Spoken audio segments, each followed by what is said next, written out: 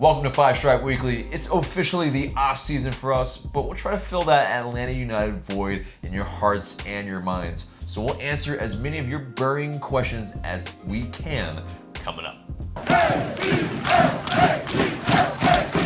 Welcome to the show, Five Stripe fam. I'm AJ, this is Marc. Before we get into it, become a member of the notification squad by hitting the bell next to the subscribe button on YouTube or hop over from Facebook and subscribe. This segment is sponsored by Mojito's Bistro. Mojito's at the Forum, where you can find a slice of Miami and Havana right here in Atlanta. They offer Cuban cuisine made with recipes from their mom's cookbook. For more on the awesomeness at Mojito's, check our description box below.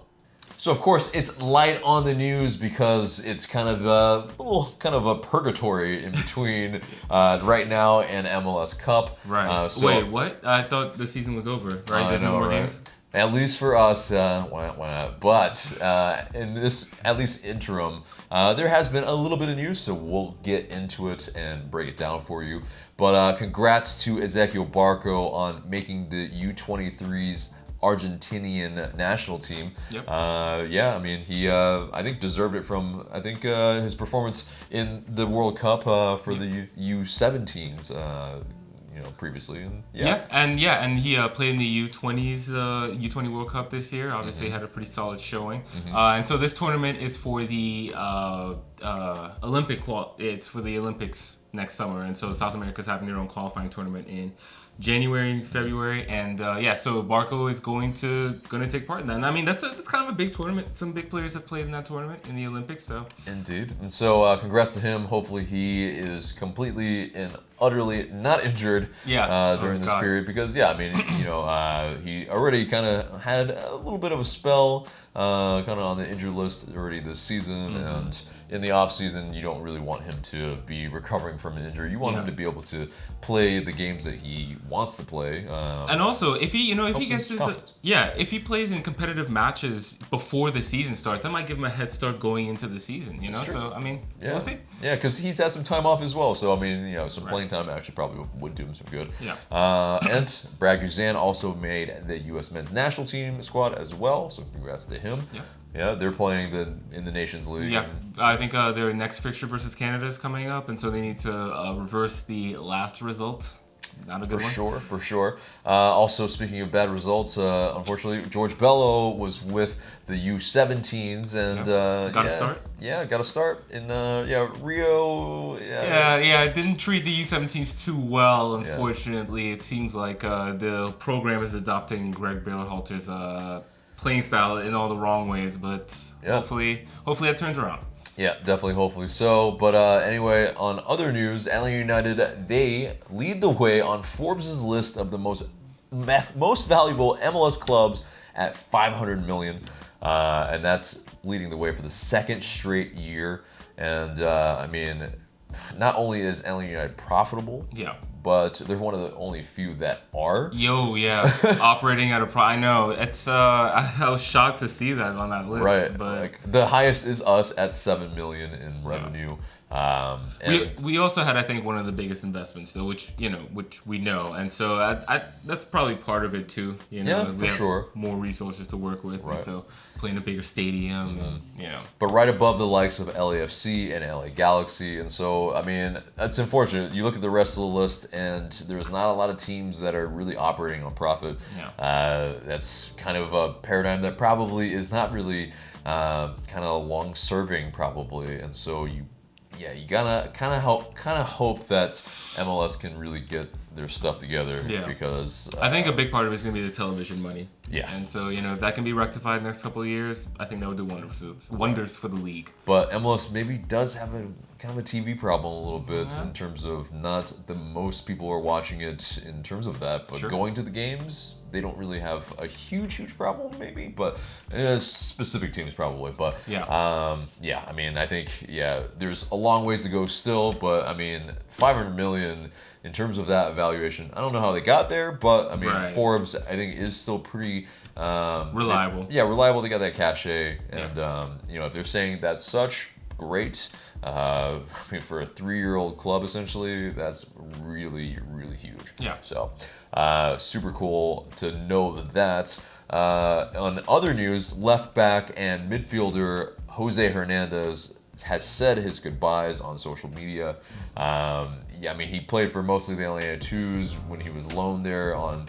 Yeah, he was on a first-team contract with Atlanta United. Kind of the Venezuelan that, yeah, pretty much came in the second year in 2018. Yeah.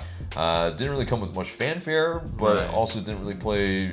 He played one match pretty much. Yeah, I was gonna say under Tata, right? Yeah, exactly. And so, yeah, he didn't see a ton of minutes with the first team at all, really. Right. With the 2s, he played midfield more so than even left back.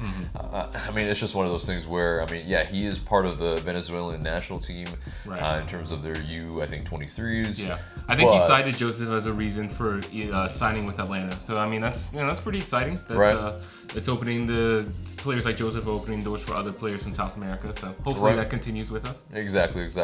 But still, either way, yeah, he's still part of a lot of the kind of celebrations as well, though. So I mean, he got his money's worth probably. Yeah. I don't know if we did, but it's unfortunate. Best of luck to him either way. Best of luck to him. And you know, anyone that dons the Atlanta United uniform, like, you know, it's one of those things where you know, we'll root for them either way. Yeah. So. Yep. But yeah, moving on to the key off-season dates, and yeah, I mean, there's basically this month is going to be very, very busy. A lot of things that are going to be happening, especially right after the MLS Cup is over. But in terms of, you know, like trade windows, it's right after the MLS Cup. That's November 11th. And it'll open at 1 p.m. and then it'll end 2 days later at 8 p.m. Yeah. So there's a small little window right after then to make some moves. Yeah, you can remember last year. We made a trade for basically we gave, you know, Cincinnati Greg Garza, and we got some, you know, pretty much like super draft protection in yeah, exactly. Yeah, and so yeah, I wouldn't be surprised if we saw a similar move this offseason with not one but 2 teams coming in, therefore an expansion draft for 2 teams. So yeah, and so it's one of those things where, I mean, I don't know though. Unfortunately, the super draft is probably unlikely to happen as it's kind of normally constructed. Right. And so that's where, I mean, I don't think people are valuing the super draft picks as heavily, and so you know, any terms of that that won't really be able to, you know, be traded per se, probably with much value. But also November 14th is the deadline to make contract extension offers to the players. So, you know, there are some guys that are kind of probably in that territory. You know, you got the likes of LGP, Gressel, those guys that probably will be finding out if they're going to be kind of tendered a contract or not in terms of extensions. And also November 16th, that expansion draft that we just alluded to will be happening as well in terms of who's going to be available, rather. The list of players. And so November 19th is that actual draft. And so, you know, you have 2 teams, like we were saying, Inter Miami and Nashville SC. They can select as many as 5 players each, but they can only, if you have 1 player selected, you are automatically, you know, withdrawn from having to lose another player. And so it's very imperative who we keep, because there are guys that probably could make that chopping block and then be chosen by the likes of Inter or Nashville. And so, or, you know, we make certain players available and no one gets taken. Again, last offseason, because we made that trade with Cincinnati, I think they stayed away from the rest probably of a handshake deal. So maybe something like that. But yeah, it'll be interesting to see who we protect. I mean, we do have like one of the most deep clubs in MLS, so it is, I mean, it's a possibility for sure. You know, I'm looking at the likes of maybe Brandon Vasquez or Alec Can that could be taken. You know, if we leave them exposed in that sense. But yeah, November 21, it's the deadline for clubs to exercise contract options. And then, you know, there's some guys that, you know, like an LGP as well. Exactly. And so yeah, we'll see. I mean, yeah, exactly. And so you know, with that, November 22nd, the list of free agents are released. Now, like free agency in MLS isn't really a massive thing, and so I don't think this is a very huge thing that we'll be really drawing a ton of players from. But we've gotten some players that were free agents in the past. Yeah, it'll be interesting to see who Atlanta United pick. I think they do actually do some decent work in terms of free agents and guys who maybe fringe players, squad members. Yeah. So it'll be interesting to see what Atlanta United does in that period. Yeah, I think we can get some veterans in that regard. Absolutely. Really, that would be helpful. I mean, I think if you hearken to last season, Breck Shea came in pretty early in the offseason, so that's kind of the similar case there as well. And then, you got kind of a re-entry of kind of the kind of strange MLS things, kind of, that's a whole different thing. We won't discuss that here. That would take too long. Waivers as well, and then another free agency opens on November 25th. And so, I mean, and then the big one in December is another off-season date that we will all be looking towards, I think, really, really keenly, is the round of 16 draw in the CONCACAF Champions League will happen on December 9th. And, there are the likes of these 8 teams that we could draw. Leon, Portmore United, Alianza, Motagua, Olimpia, Saprissa, Comunicaciones, and San Carlos.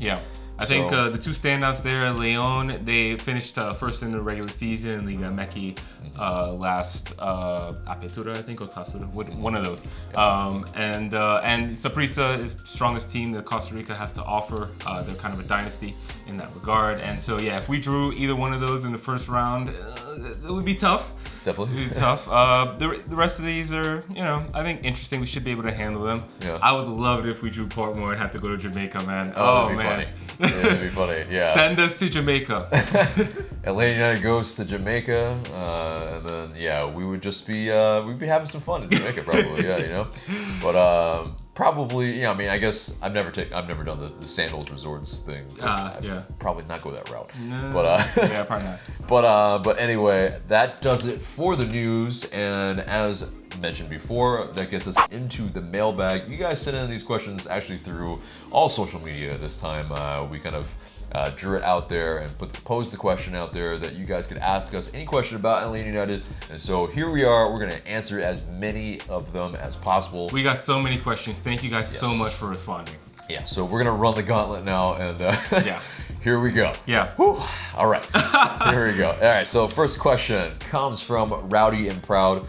Who do y'all think we will lose when the transfer window opens? My prediction is that Tito gets traded to an expansion side.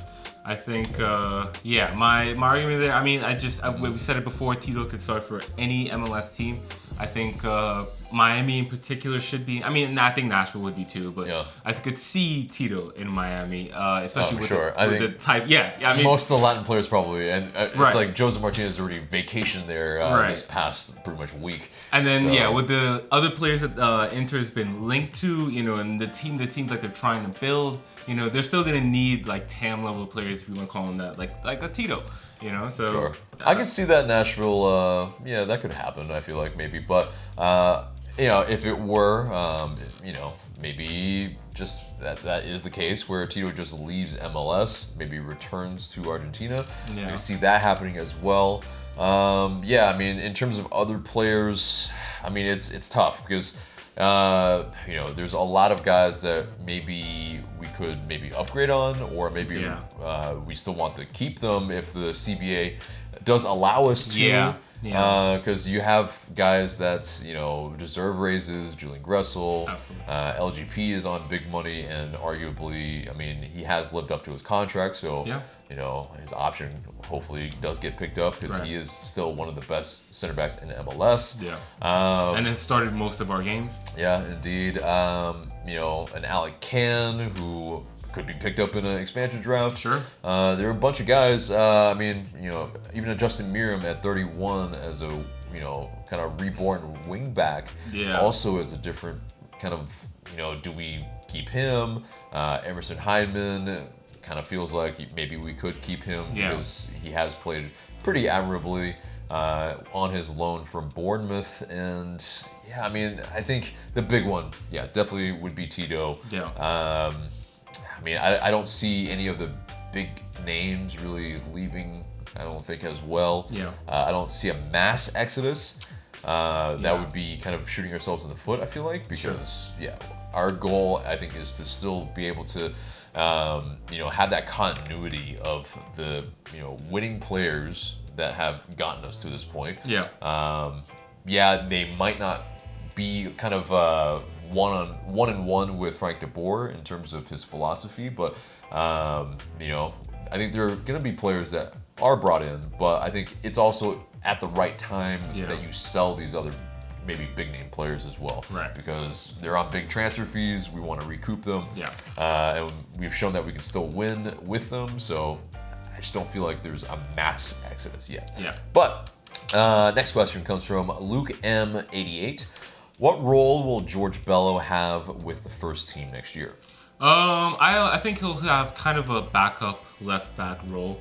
I don't think that he'll start most games. Still, I think because he didn't take part with the first team at all this offseason.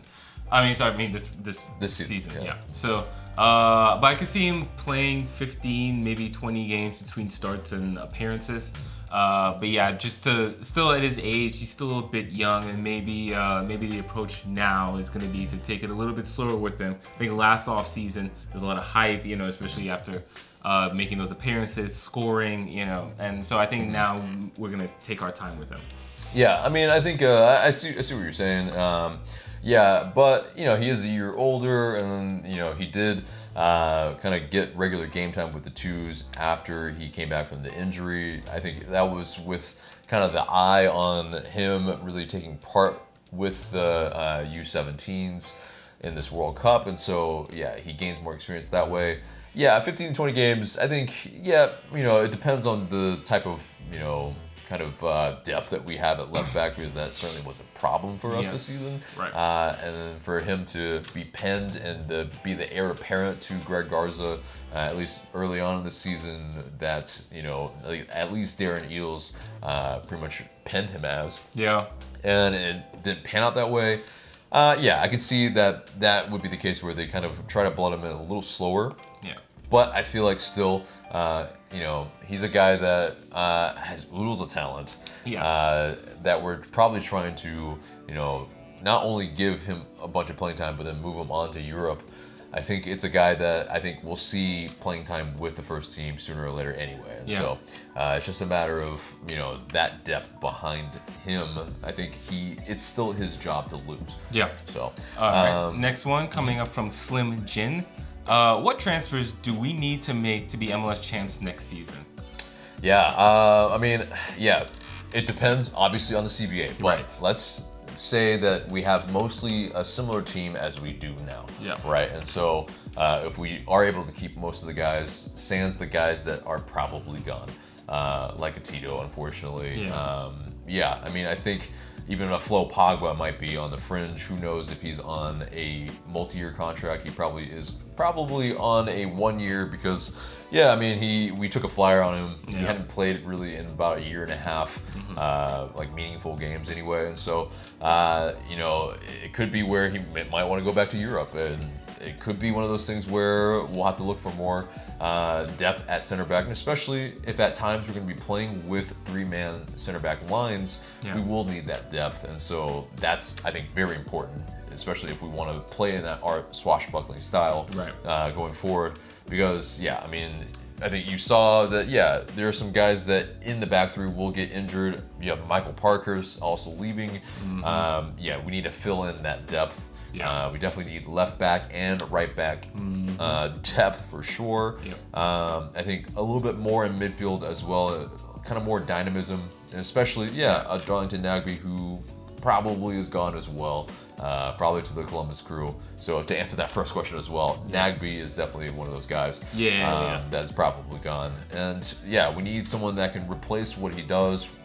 It's probably going to be very hard for us to do that. But and I think we also need more kind of wingers / guys who can score as well, because we were lacking that that clinical scoring ability that I think we saw. I think we are a little creator heavy maybe, and not enough finisher heavy. Yeah, exactly. Yeah. And so that's fairly important to be able to, I think have goals coming from more than just one place. You're right. I think in 2017 we had Miggy, Tito, and Joseph scoring in double digits, and a Julian Gressel kind of nearing like 10 goals as well. Yeah. So it was goals coming from several places. This past two has been a little bit more Joseph reliant, which is fine because it obviously wasn't a problem in 2018. But I don't think you can continually rely on that every single season. But I feel like I'll hog the question if you have any other. No, yeah, I mean, like my big thing is left back. And well, actually, so we got a lot of questions about Nagbe, and yeah, we do feel like it sounds like he's likely to be gone. So replacing him, I think that he was one of our very best players this season, so I think replacing him has to be a priority in terms of a big money signing. I also wouldn't mind though if they spent money on like a starting level left back and then like had just that person in Bello, because I mean we're expecting another busy season. If we want to compete in multiple competitions and go all the way till the end of the season, we're probably going to need like 2 players who can start at that in every position. Right? Yeah. So, well, that's difficult to do in MLS. Difficult, but I mean, like between like the versatility of certain players, like a Franco Escobar and a Julian Gressel, who can play multiple positions, and then like other positions, you just have depth. Like we tried to have left back depth last year, and it's still somehow we had 5 guys that could play the position, and still. I mean, between Bello, Ambrose, Brek-Shea getting hurt, I mean, it was a rough go. So yeah, for sure. And we still had to play Parkey and Shea at times, and then have a revelation in Justin Miram at wingback, and play Dion Pereira at wingback as well. It's wild. I don't think we'll have that maybe terrible luck at that position next year, but I feel like sure, if the CBA changes tremendously, sure, let's go for 2 players at each position at least that are starting level, but it's nearly impossible in MLS, and so that's where I feel like Bello, Ambrose, I feel fairly confident in MLS in that regard, because fullbacks in the league, I feel like that's really where you can kind of unfortunately skimp a little bit, and still be able to kind of get by. I feel like, not that we want to get by, but it's just like within the salary kind of cap thing, it's difficult. But next question comes from at Landon United 2017. How do you think the fellas did this season? I think I'll give them a grade of a B+. I think in terms of the regular season performance, I think that's where I'm kind of like, it's a B. It was a little inconsistent. We did not come back a whole lot. I think it was only 2 points earned from losing positions. But overall, still a pretty solid season. At 3rd most points in the league, making it to the semifinal. I mean, like if you had presented that scenario to me back in March when we were freaking out about this team, absolutely would take it. And on top of that, the cups, winning Open Cup, being back in the Champions League next season. I think it's a pretty solid season overall, especially with a first-year head coach. Yeah, beating 2 Mexican teams as well. I mean, that's a very kind of feather in the cap that you can put in there. I think very solid season where we broke some records, where we, I think, showed, the world again that, there's no lapses in the fandom. I feel like, it's only getting stronger, and in terms of the actual like performance of the season, yes, there were the tips and valleys and the highs and lows, but I think on a whole, I think a B+ I think is very solid. I think a B for me. I think it's would we have wanted to maybe for them to live up to what their expectations were in the beginning of the season? Of course, because their goal was to win as many trophies as possible. And so it was, Champions League, MLS Cup, Supporters Shield. We didn't win those, and so I feel like we did not, meet their expectations that they set out. Because during that kit reveal, Darren Eales talked big. We did win the U.S. Open Cup. We did qualify for the Champions League. Those are still, I think things that you can hang your hat on. And so, I think solid season. Not spectacular, not like 2018, but not every season can be. So next question is from Terminus United 83. Will Nagbe be back next year? It really doesn't sound like it. Yeah, it's pretty unequivocally, he's going to be gone. Yeah. I mean, it was reported he was maybe saying goodbyes to teammates after the final match, and so that's I think that's a pretty authentic moment. And and so if he is, yes, thank you. We would love him to stay. Oh yeah. But because he's a vital cog, he is one of those like shadow MVPs for this team and this league, I think, as well. And so he will be really hard to replace. Yeah. I just don't know where the season would have been without him, to be perfectly honest. Yeah, exactly. He held it down. He bossed that midfield every single game for us. So. And along with that, Luke Say asked, what are we going to do without Nagbe next season? With a sweating face. Right, yeah. I think that's a perfect emoji. I mean, I think on a lot of questions you'll hear us say the same thing about the CBA. Mm-hmm. So, how much we can invest in that position, I think, is the biggest question. Yeah, if we can, if they loosen up the purse strings, I think there's a good chance that we can find somebody from Mexico, maybe from Argentina, Europe even, who can do that job, because I think it's that skill set that's really, I think, what's difficult to find and replace. But if we can find a player who can keep the ball like Nagbe did, I mean, we ought to be fine. Yeah, but it's that's a tall task for sure. I think at least in the interim, we know that I think the team is interested in bringing Emerson Hyndman back. Right. So they're at least he's not a Darlington Nagbe. I'm not even saying that at all. But he does offer that box-to-box ability that Nagbe kind of does. And so I think Hyndman is kind of the heir a little bit to that. And so I think in the kind of like 2017 season leading up, like we brought in the likes of like a Carlos Carmona from Atalanta. I mean, he's not a guy like that's like Nagbe, but the fact that we brought in guys from Europe, I think still says something that there's a possibility that guys kind of maybe nearing that age, we can still bring in kind of on if it is TAM money, we can bring them in on that and still be able to kind of keep things clicking. Yeah. But another Nagbe question, and we'll get through this one really quickly. But Matty Irish asks, I heard Nagbe could be leaving this offseason. Could United really afford to lose him? The simple answer is no. We can't afford to lose him, but we probably will, and we'll just have to kind of probably change kind of the system a little bit in how we play. And maybe at least have a guy that's like a Nagbe light. Yeah, exactly. All right, and so just where it is. What's most likely to happen this offseason? Change.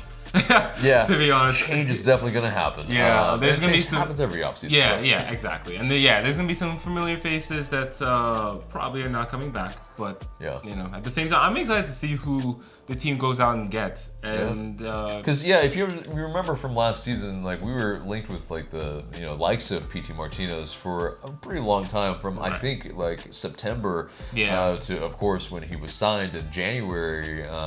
So, I mean, there haven't been a flurry of those kind of rumors quite yet, but that was also probably because PT Martinez was pretty much very talkative last fall. Yeah. And so, I think, it was an open secret. They battened down the hatches a little bit. But. Yeah. And I think it was an open secret as well that Almiron was on his way out. And I think that's what will be interesting about this offseason is if we do retain all three DPs, which I actually think there's a good chance that we will, there's some continuity there. They have a full offseason together. That's a bigger transfer that Atlanta United does not have to worry about, at least in the offseason. So they can focus on filling out the rest of the team if they're allowed to do that. So.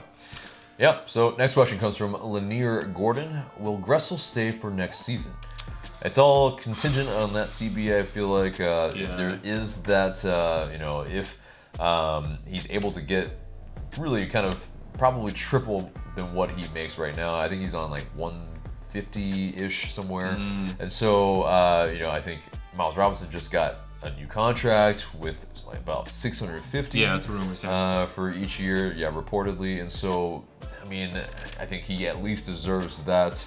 And it's just you get into a territory of, okay, if you lose some of these other players, maybe that does make up some of that kind of cap space and room for that. But I think it's contingent on that. I think the team wants to keep him. Yeah. He wants to stay. I feel like he has that connection with the fans. Yeah. But I think at the end of the day, it is a business, and so if he's not tendered a contract in that sense of extension, then he very well could leave. This kind of reminds me of the Parker situation last year, because those rumors like Parker's might be looking for a different deal or whatever. But I think at the end of the day, both parties wanted to get a deal done, and I think that's the case here as well. Yep. Another thing though, I think it would be contingent on is if Gressel kind of flips and decides that he'd be open to playing for another MLS team. I think that might change his leverage. I think that would change his leverage for sure. But I don't know. I don't see it. I think the deal gets done. Right, but there is the possibility that he could move to Europe as well, and that would it would make sense because he's a German. He's a guy that could feasibly play in Bundesliga or Bundesliga 2, and so they can obviously offer much more money already than what we can offer within the salary cap space. So, if he values that more than anything else, which I mean he is kind of in that kind of prime year as kind of if he went over to Europe anyway, now would be his time to move. And so it's unfortunate, but that could be the case. And so here's a slew of questions coming from Keaton Thomas. We'll kind of try to hop between his and other questions. Yeah. So that's not just all his. It is not hog all the time. Thank you, Keaton. Yes, but thank you so much for all the questions. But Keaton Thomas 61 asks, who do you think would be a good addition to the team pending rumors? It's tough to put specific players that would be kind of targeted in this team. Yeah. But I mean, if we're I'm gonna go slightly unrealistic, probably very unrealistic, but within MLS, Albert Elise is a guy that I would really love on Atlanta United if we can afford him within the kind of salary cap space. He's a one of the top wingers in MLS. He is wanted to kind of move away from the Dynamo. He's kind of wanted to go to Europe, I think, though. But I think we might be able to offer something attractive, kind of that winning mentality. We have the possibility of winning trophies. Yeah. He might want to move here at least for maybe at least a year, and so it could be something of a good match. So that's somebody that I feel like in the grand scheme of things, we do need that type of winger. Yeah. I believe Ignacio Piatti is becoming a free agent, and if he were, again, then that's a little unrealistic, I think, with his salary level, because he was a DP. Yeah. But if he were willing to, maybe take a little bit of a pay cut, or some room became available. He's done it in this league for a while, so that'd be an interesting one, I think. Yeah. Okay. So next question, we'll hop over to another person. Yeah. Regini asks, who's in line to be the next captain of the team? I think next in line probably is Brad Guzan, because he has kind of had the armband more than anybody else besides Parky. I think other option is Joseph, for sure, is a natural leader within the team. I think if LGP returned, he would definitely deserve a shout. Jeff Morenowitz also, if he returned, also would be as well. I think he would be like a permanent captain, even if he didn't play. Exactly. He would be the guy that maybe not leads them out into the pitch every single game, but at least he would own the clubhouse, and everybody respects him, obviously. Right. Other guys, Julian Gressel, if he continues with the team. I think those are kind of the mainstays, people that hold the most kind of say in the clubhouse as well. So I think definitely those people. Okay. All right. Going back to Keaton, could Joe make a scarf? That would be awesome to have. We could. We do have a lot of merch, actually. And so, head over to that in our description box below. And I think scarves, there's a lot of pre-sale stuff that, it has to be where everybody, I think, feels it, vibes with it, and wants to get it. And then we, get all those pre-sales, and then it takes a while. It takes probably about a month or two. I will say on that note, if you have any of this, suggestions. Suggestions for design by all means. Yeah, let us know in the comments below, and we'll see what we can do. But definitely, all the kind of merch purchases that you make really help us sustain this channel. So thank you very much if you do. But next question comes from, oh man, there's so many key ones. You want to do another key one? We'll go with the Norwal 8. Yeah. What type of player does LA need to buy in this transfer window? Lots of similar ones, I think. Yeah, like I've said before. I think left back and central midfielder are our biggest priorities. Yeah, I think I would agree, and also I think I think more depth in just the back line in general. Yeah. So for sure. We'll go back to Keaton. Yeah. Do you think with FDB going into his second season, we'll be better prepared? Yeah, I think FDB definitely knows more about the team now. He knows how the players like to play.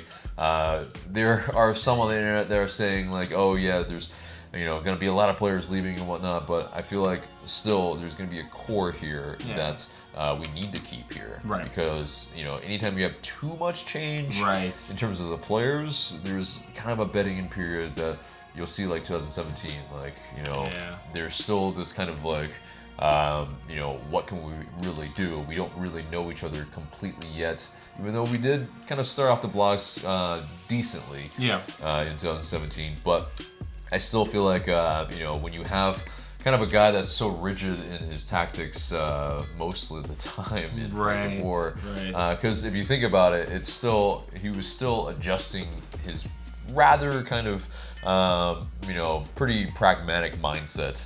So I think, I think he, in his second season, will kind of know his whole, his whole system better, and how we will really adjust it to certain games, certain competitions, and probably be able to navigate kind of the really crazy travel that MLS has as well.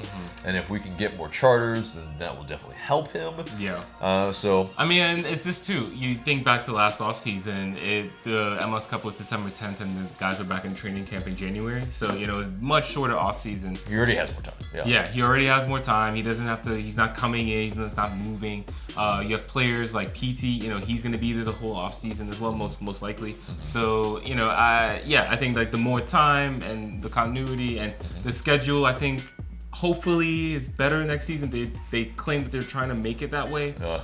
We'll see. But anyway, all right. So next question comes from. There's a lot of kind of repetitive questions, so we might skip some of those now, so we don't sound too repetitive. But let's see. L Black 23. How likely is it that Larry will be back next season? I think he's mentioned in the press that he wants to be back next season, and he's interested in pretty much essentially retiring here. He is 36. I mean, he's getting on in age, but he has shown that he has a ton of value, not only on the pitch, but also in the locker room as well. And so, I think it's pretty likely because, we still need that depth. And he's a guy that probably would take a little bit of a pay cut as well now. And I mean, he showed himself to be valuable depth, especially towards the end of the season. He put in some very good performances. So I think he has a little more left in him, maybe a year or two tops. But I think he's back next season. So back to Keaton. All right. So let's see. Keaton Thomas asks, who do you think will not be here going forward into next season? Okay. Yeah, we can already answer that. Sorry. Let's see. Who? Man, no, these are tough. These are all like kind of answered. Keaton Thomas asks, how can I be part of a future fan camp? So, very good question. Thank you for asking that. So basically, you can hit us up on any of the social medias and really just let us know that you want to kind of just pretty much chat with us. Otherwise, last 3 years we were in the Gulch. This next year I was just gonna say that will be very interesting where we end up. We'll be in one of the parking lots for sure. And so that's where it is kind of going to be kind of a conundrum until we figure out where most of the people are going to be. We'll be in that direction so that most of the people that want to talk can reach us in a really expeditious manner. Yeah. So that it's not anywhere that's too out of the way for most people. Right. So it probably won't be in the Home Depot backyard, but it will be one of those neighboring ones on Northside Drive. So we'll be announcing that on the social media. But just for context, last June, that's exactly, hit Atlanta United Fan TV up on Twitter, met AJ, and he's the nicest guy, I swear. Oh, thanks. But yeah, and so yeah, really, it is, really anybody that wants to come on and chat, really, we're completely open to it. So really, just come chat with us, and you might get on the fan cam, and that'll be dope. Yeah. So next question comes from PC7A Saul Lopez. Without a getting used to period we had this year, that was quote unquote, do you see us doing better next year? Yeah. I mean, yeah, we it's still like result wise, we got pretty deep into competitions. Yeah. We finished second in the East. I mean, I think result wise pretty good, and so getting better than that. I mean, I think we can see the potential of the team and the ambitions of the team. They want to do better than that. Yeah. They want to go for all the trophies. So Supporter Shield is one of those that we should be going for and want to win. Let's win all the trophies at least once, if not more. Exactly. And so, if we can do a treble, that'd be fantastic. We did a version of, a double last season. So, if an improvement, I don't know, maybe in terms of, a double with better trophies, even better. I can see it happening because, I think the ambitions of the team kind of match what I think the fans also want as well. Yeah, no, I think in the postseason, even in the loss to Toronto, the team played pretty well, and I think you saw the boys' ideas and philosophy come through, and so I think that's a good sign going into next season. And yeah, like we said before, I think if we can keep the core guys, the DPs, we should be all right. Yeah, and especially, it's like during the Toronto match, I think our XG was like 2.61, and theirs was 0.14. Oh, God. It's one of those, like... I wish I had not seen that. Yeah, unbearably unlucky. It's just one of those things where that's just how the ball rolls sometimes. Yeah. But next question comes from... Oh, man, these are getting deep in the weeds now in terms of some of the ones we've already talked about a little bit. Yeah. Maybe we'll go a little bit away from what we've seen. Okay. Liv Moss asks, with the Lallana rumors, Adam Lallana of Liverpool, rumors brewing, do you think he could fit in our midfield if signed? It's one of those things where he probably would command a good bit of money because he's coming from Europe, but he's not one of those transcendent talents like a Rooney or a Zlatan or someone like them. It's just he's 31. He's one of those players where maybe could fill that Nagbe void. That's the one thing I was thinking, but I don't know if his style really, matches up the same. I feel like Lallana's more of a number 10, maybe an attacking midfielder rather than like a central midfielder. Yeah.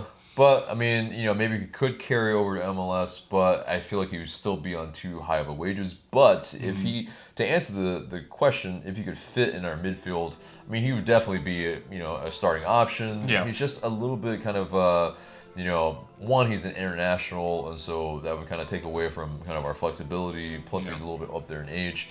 Just kind of against the MO a little bit. I think, he just, that sign would take up so many resources. I don't know if we would see the return on it. Exactly. So, and then plus it's kind of still very short term as well for a player like him. Right. Especially on his age. So, I don't know. I don't know if that really would work. But stranger things have happened. Yeah. Next question comes from Backdrop Soccer. Does Wiferson, I probably think you're talking about Emerson, become our next DP? So Emerson Hyndman. Yeah. We have 3 DPs. Yeah. And so under current rules, we cannot have more than 3 DPs. That might change. But even so, I don't know if Emerson Hyndman is a DP level player. Yeah. I mean, Jonathan Nagbe wasn't one last season. Arguably he could be. Right. I think it seems unlikely that he would be in terms of that. And even if it were, We might have to move on from that because I don't think he's maybe a DP level in this league for sure. So yeah. Let's see. It's starting to get a little repetitive. Yeah. So let's move to our Twitter questions now. Justin Cologne asks, with as much success as they are having in the USL currently, do you see Nashville SC slipping to that first year's learning lesson like the 18 or the 17 Minnesota United and the 18 FC Cincy, or will they triumph like LAFC and Atlanta United? It probably means 19 Cincy. 19 Cincy. Yeah. But I think they're gonna struggle. I mean, like it's a difficult jump from USL to MLS, and if you have a roster built out for USL play with like essentially USL resources, it's going to be difficult. I mean, like they'll obviously add MLS level players, but yeah, I do think they're going to struggle. Probably finish near the bottom of the conference the first couple of years at least. They just added Dax McCarty, and I mean he's a guy that's kind of up there in age as well. Right. I think they're going to be bringing that mixture of kind of the wily MLS veterans probably, and if they start making some moves for kind of the what MLS 3.0 has been doing, then maybe you could see that. But they have a big offseason ahead of them, and for sure. Right now, as they're currently constructed, they're probably going to struggle a little bit until they can figure it out. And they have a similar, I think, stadium situation as well. So Joey Logan also asked predicted roster changes and moves. Quintero to Inter Miami. Whew! That's also Juan for Quintero. Yeah, that's a spicy rumor, man. If Quintero came to MLS, I mean, like it would be fantastic to watch, honestly. But holy shit, man. Yeah, I mean, and that's the thing. It's like Juan for Quintero isn't kind of a Europe level player, I think starting level anyway. So it could make sense. Inter Miami has been stockpiling a lot of kind of South American talent as well. No surprise with Paul McDonough there. But and we've already answered the predicted roster changes and moves. But the Quintero thing, I mean, I wouldn't mind him at Atlanta United either, but there's no space for him. So, but he is quite a player. He has quite a left foot on him as well. Yeah. But and he and PT did share some time, kind of swapping in and out. Right. Maybe a little bit of time together as well with River Plate, but okay. Next question comes from Aaron Escobar, a person that has played on both of our other teams that we root for in anyway. Olivier Giroud, looks like he has an interest in MLS, and as a Chelsea fan, I would love to see him in ATL. Do you think that would be a good move so we can have actual competition for Joseph? I know it could be a DP spot, but who knows what the new CBA would say. Yeah, and then last comment is the key, right? What would the new CBA? In terms of Giroud, I mean, like, he would have to be okay with coming off the bench and sharing time. He's currently unhappy because he cannot get off the bench for Chelsea. And, I don't know. I think that if he came to MLS, it would be to start every game and to, like you said, to be a DP level player. Yeah, and I could see him playing quite of a maybe a Zlatan type role because you lump it high to him. I mean, he holds it up really well. Yeah. Heads the ball really well. He has a lot of good skills. Yeah, and if you ever looked at his highlight reel, he looks like the best player ever in terms of the goals he scored. Yeah. Even though he's definitely clearly not, but he is quite a good goal scorer. And he scored a sweet goal versus Arsenal in the Europa League You final. Shut your dirty mouth. But anyway, Giroud, I just think that's very unlikely. And we have a kind of very light player in his kind of likeness in Brandon Vasquez. Right. And if we are able to keep him, then he's much cheaper than what Giroud would command. Right. Especially a person sitting on the bench. So very unlikely, I feel like. Yeah. And so next question comes from Doug Levine. From Facebook. How likely are changes with CBA that could impact our roster makeup? Maybe could you elaborate on that whole process? Well, CBA, I mean, it's a collective bargaining agreement between MLS and the player union, and basically there's a lot of things that entail with it. It would probably take quite a while to explain really in depth, and probably would bore most people to death. So, but I mean, in essence, it's a work stoppage. You know, and Yeah. it's these are just management and worker negotiations. Like that's essentially what it is. Right. And so in this case, it seems like obviously raises. I think charter flights might be one of the issues, and I guess how MLS teams approach roster building going forward, and what they will be allowed to do, who they'll be allowed to bring in and spend. Yeah. You know. And so, it basically ends on January 31st. And so, basically they have all this time up until then to negotiate a new one, or there might be a work stoppage. Right. Now, I don't think anybody wants that. It's not good for the league right now, especially a league that's trying to get more eyeballs. Anytime there is a lockout, it usually kind of pales pretty badly within the kind of sports landscape. The kind of MLB lockout of I believe '94 definitely kind of impacted a lot of things, but sometimes it does bring it for the better. The NHL lockout, I believe, like '99. Yeah, I think there was one in 2004, I think, as well. NHL.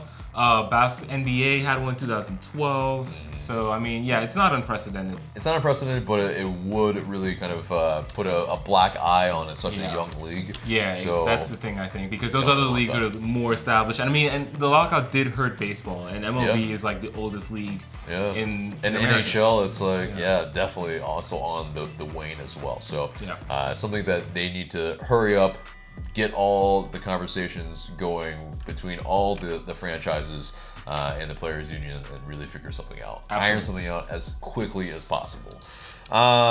Next question comes from Warren Parsons. Can you explain the expansion draft a little bit more in depth? Like how many picks the expansion teams get, and how many can be from the same team? Who do you hope we draw for CCL? Okay, there's a bunch of questions. All right, we'll get to each one. Yeah. All right, so in terms of the expansion draft, it's essentially when new clubs come in, they get the pick of the lot from players that are protected, and there are 12 players from each team that they have to protect. And so for each of those teams, they get 5, like we mentioned before. Only one can be chosen from each team, and then they are absolved of being having to lose another player. Right. So it's very imperative that we keep the ones that are like strategic, and ones that like a Jeff Lorenowitz, like probably wouldn't be picked up, but he could. But he's out of contract, so basically, if he is picked up, then we lose him already. But we wouldn't protect him in the expansion draft. Right. It just wouldn't be it wouldn't be wise to do that. Yeah. Because you would basically be kind of using up a spot for a guy that pretty much doesn't need to be on that list. Yeah. Homegrowns and Generation Adidas players are exempt from that list as well. And so, there's quite a few that won't be picked from it. So that's good. Yeah. Next question of that. Who do you hope we draw for CCL? I mean... Portmore. Jamaica, Portmore United. Jamaica. Let's go to Jamaica. But anyway, so... the last question there. Do you believe after everything the team accomplished this season, we will stop hearing from the DeBoer out crowd? It's my relationship with Twitter is, so-so, but I mean, I didn't see much after midway through the season, especially after the Open Cup. I don't know if you had issues with DeBoer before. I feel like some of those questions have been answered, and at least we're going in a positive direction. Yeah, we're progressing clearly, and so I think DeBoer basically really outlined early on in the season. He said that maybe I was kind of probably trying to enact too many of my defensive tactics too hard and too quickly, and so maybe that is a thing where he has adjusted. He has at least learned that the players like to play in a certain system. Yeah. He has adjusted clearly, and then during several spells during the season, we played really, really well. Yeah. We had that kind of shutout streak, I believe, in May. Right. In August and September, we were on very, very good form. Right.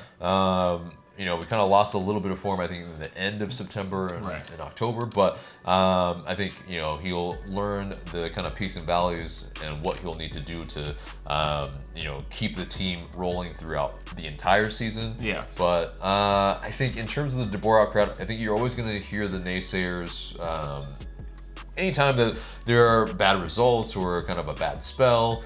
it's kind of the nature of any club. I mean, some of the teams that that we support and we've had to kind of go through, like Chelsea, roll through head coaches or managers pretty regularly. Right. Arsenal right now don't like their manager very much. Don't like Unai Emery. With Maurizio Sarri. Last season with Chelsea. I mean, definitely. He had them playing kind of the way he wanted in a sense, but maybe the players weren't gelling completely with that. Some of the fans were really kind of not feeling it as well. It was difficult to watch. It was actually a lot like De Boer early on, like how Atlanta United looked under De Boer early on. Where it's like a lot of side to side, drab, not really exciting, right? So. A little bit possession heavy without a lot of penetration, right. Even you look at Ole Gunnar Solskjaer with Man United. A lot of people are expecting maybe him to probably be gone. And even though he's doing the best he can with a kind of flawed roster. And he's a former club legend. Yeah, and so, it's one of those things where I think it's always going to happen. Yeah. And so I don't think we'll be all absolved of any of And I will say this too, like I credit De Boer for handling it. You know what I mean? Like, he made the one sport comment. I think we can all let that go at this point. But yeah, I mean, I think for the most part, De Boer was like, he handled the pressure. He understood why people were upset. And, when the team did well, he didn't come back and say, I told you so. You know what I mean? Like, because he expects this. He's dealt with this at Inter Milan, at Palace. So exactly. you gotta take your lumps sometimes. Yeah. Next question comes from Ananwe Blagat Alkunji. I did that pretty flawlessly. I think that was pretty good. But let us know. Let us know, Ananwe. So the question is, any choices of who Atlanta can sign to replace Nagbe? Or who can start in his place from our roster? Okay, we've talked about it a little bit, but of choices who we can sign, from outside the roster for sure. I mean, I think guys that are similar, maybe in that sense, is like a Will Trapp, but Will Trapp, I know, terrible. we don't want him on the team, but is kind of similar, and he's like playing for the U.S. men's national team. It's difficult because MLS. Those guys, there was nobody better than Nagbe, I feel like, in terms of that. Guys that we would have to bring in maybe from South America or Europe. Yeah. In terms of on the roster, I think your most natural replacements are Emerson Hyndman and Rometty a little bit too, especially because, Rometty does got forward a little more this year. So yeah, definitely. So potentially. Yeah. In terms of in the league, it's very, very tough. Maybe we can find a Lee Win from LAFC if he's not wanting to be there. I actually like is it Atuesta? I like him a lot. I mean, they're not going to get rid of Atuesta. They would never let him go. But like a player of that level, though. Yeah. But a Lee Win kind of has a little bit of likenesses to a Nagbe, so he could. I don't think he's got the kind of defensive ability that Nagbe has shown throughout his LA United career, but still could be something. And so, next question comes from Chris Stanton, who gets left unprotected for the expansion draft. And then the second question, how likely will there be a work stoppage? So we'll answer the first one first. Yeah. Who gets left unprotected for the expansion draft? We kind of went through this one in a different episode. Right, I remember that. Yeah. But so if we'll put this in the card over there with the time code so you can watch it. But I think the guys that would be left off of that draft would be, I feel like, a Justin Miram. Yes. Alec Can. Yeah. Lorenowitz probably. Maybe. Yeah, Lorenowitz because he's not signed, so he's not gonna be on there anyway. Pogba. Yeah, Pogba probably could be, and I mean the likes of those type of players. I think Brandon Vasquez, he's on that fringe too. Like you could. Yeah. But you could. You could serve to lose him as well. So it's a bit risky. And then keep an eye on Tito. Like I said, I think that the smartest thing probably is to move Tito and not lose him for anything, because it does seem like he's more likely out than in. Yeah, and from what I understand about his contract situation is that he is out of contract, but we still have his rights. So at the end of this season, basically, like we could try to keep him on the expansion draft, but we also would maybe lose him for nothing, his rights. So it's tough. Like it really is one of those, like, do we move him as quickly as possible, or what is it? So as we mentioned before, those dates are coming up. And it's very important that LA United gets it right, I feel like, in that regard. Yeah, but they usually do. Yeah, indeed. And so last question comes from Carl Manning. And he asked, there was a secondary question, right? Yes. How likely, yes. Yeah, how likely will there be a work stoppage? You know what? Right now... Put a percentage. Yeah, 50-50. 50-50? Yeah. Oh, shit.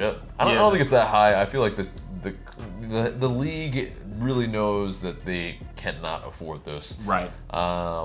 I would put it at like a 30%. Yeah. That it happens. Because I think it'd be out of their hands if it did happen. It does seem like there still needs to be a lot of legwork done, and like these are proper negotiations. Like this is not a formality. Especially this situation, I think that the players realize that the league is going in the right direction. They want to make sure that their rights, their revenue is protected, as the league grows, and so you can understand that. And so that's what I'm hopeful. Of course, I don't want there to be a stoppage or even a delay. Really, I would just love it if they, get it done expeditiously. So yes, the last question, Carl Manning. Away trips to Nashville?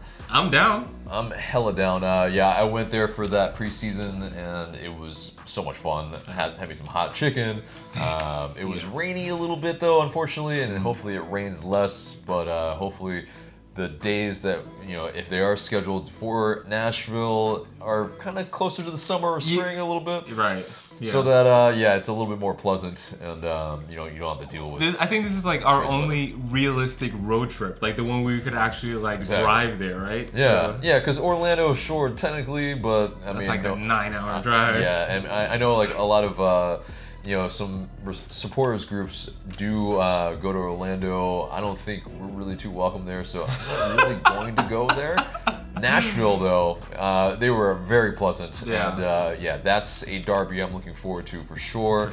Not only for the food, but for the music as well. Yes. So, yes, very much hell yes to away trips to Nashville. Yep. But anyway, guys, thank you so much for sending all of those questions. We'll hope to do another one of these in this off season because I'm sure there's going to be plenty of questions with a lot of the stuff that's going to be going on around the team. But again, thank you for that. But that gets us and segues to our question of the day very nicely. So yes, it's the off season, but the hustle and the grind doesn't stop for us. So our question to you is, what kind of videos would you like to see us produce in this off season? Please let us know in the comments below. We're really interested in seeing what you're going to say. Guys, that's the episode. That's 5 Stripe Weekly. So remember to subscribe if you haven't already. Smash that like button and share this video because it really does help us a lot. And for Mark, I'm AJ. Thank you guys so much for watching.